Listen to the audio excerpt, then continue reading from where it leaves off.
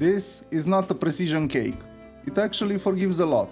It's a Romanian family recipe called Albinița, made with thin butter and honey cake layers and simple fillings. Today I'm making my version with butter and milk semolina cream and apricot jam. You'll find the full list of ingredients and exact quantities in the description so you can easily follow along. Let me show you how.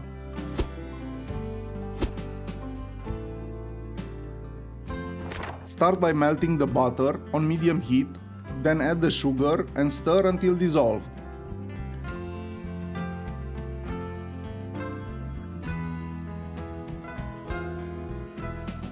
Now pour the honey and mix it in.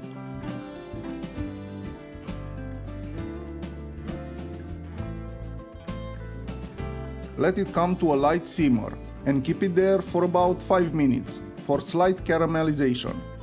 Set it aside to cool down to about 60 degrees Celsius or 140 Fahrenheit. Let's make the butter and semolina cream. First, cut the butter into cubes so it softens faster. Next, pour the milk in a pot, add a pinch of salt and the sugar, then bring it to a simmer. Add the semolina a little bit at a time while stirring. It should only take a few minutes. Set it aside to cool to room temperature.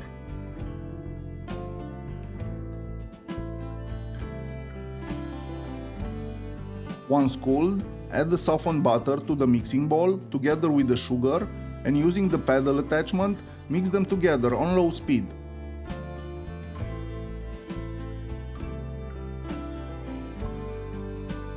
As you can see, my butter wasn't soft enough, so I had to help the mixer by scraping the bowl with a spatula.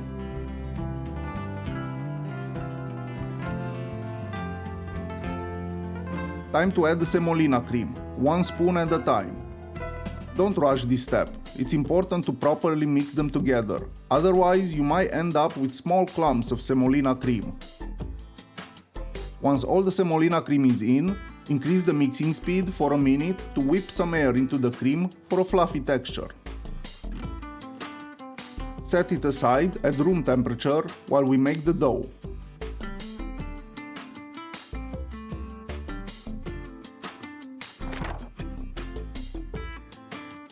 The first step is to sift the flour to make sure there are no clumps. Use cake flour if possible. Add the spices and baking soda, then whisk everything into the flour. In the mixing bowl, add the melted butter, honey and sugar, the eggs, and the lemon and vanilla extract. Use the paddle attachment on low speed and add the flour, 1 scoop at a time. When it feels dry, pour in some of the milk.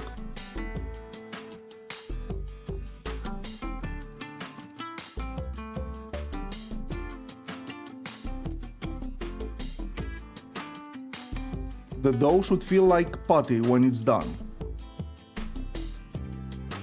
Lightly flour your work surface and give a quick knead, and then put it into a plastic bag and place it in the fridge for 20 minutes.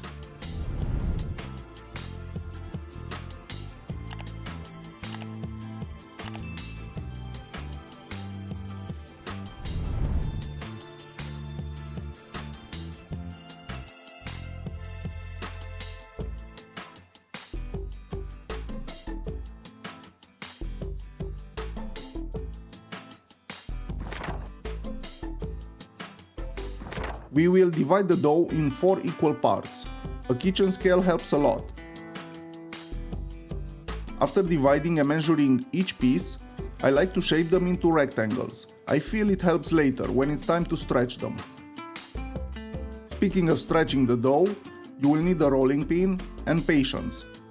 Due to the nature of the dough, it's very difficult to stretch it into a perfect rectangle, unless you are very skilled, which I am obviously not. So here I am, straightening the edges with a pizza cutter and using the offcuts to patch the dough where needed, finally forming a rough rectangle of about 30 by 40 centimeters, which matches the size of the baking tray.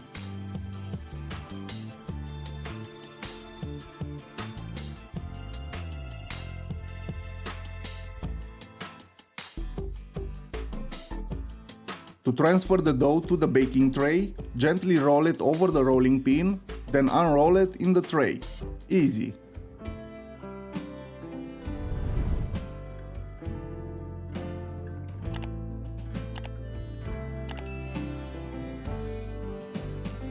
Before baking, use a fork to lightly prick the dough, as it tends to blister in the oven.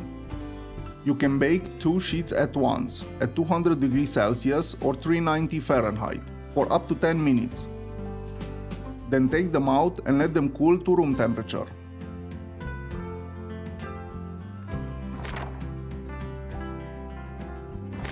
Assembling the cake is straightforward. Place 1 cake sheet in a tray, add half of the butter and semolina cream and spread it evenly.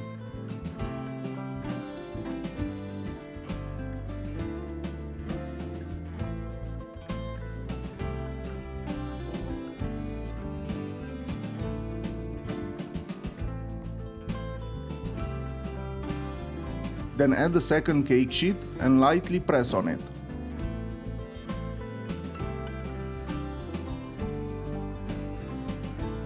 The next layer is the jam. I like to use apricot jam because its tanginess balances out the richness of the butter and semolina cream.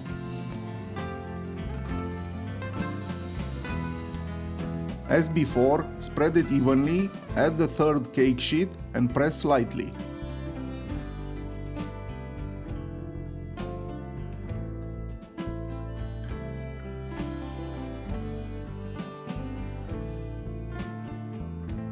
Now add the remaining cream and repeat as before.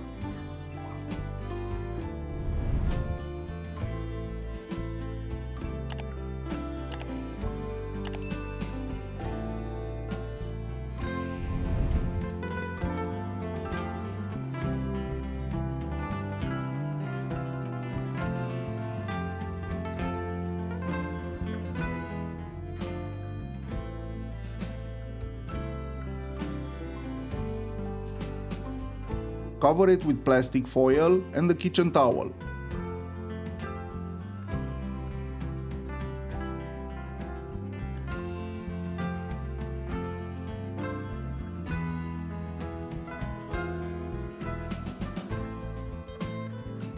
Place a large cutting board on top to distribute the weight of something fairly heavy, like a dictionary, probably the only time it gets any use these days. And let the cake rest like this for 24 hours. It needs time to soften up. The next day we can make the topping. I like to use simple milk chocolate for this. We need to melt it using a double boiler. Bring some water to a simmer, place a metal bowl over the pot and gently melt the chocolate. Once melted, you need to move fast because it will start to set pretty quickly. Pour it over the cake and spread it evenly.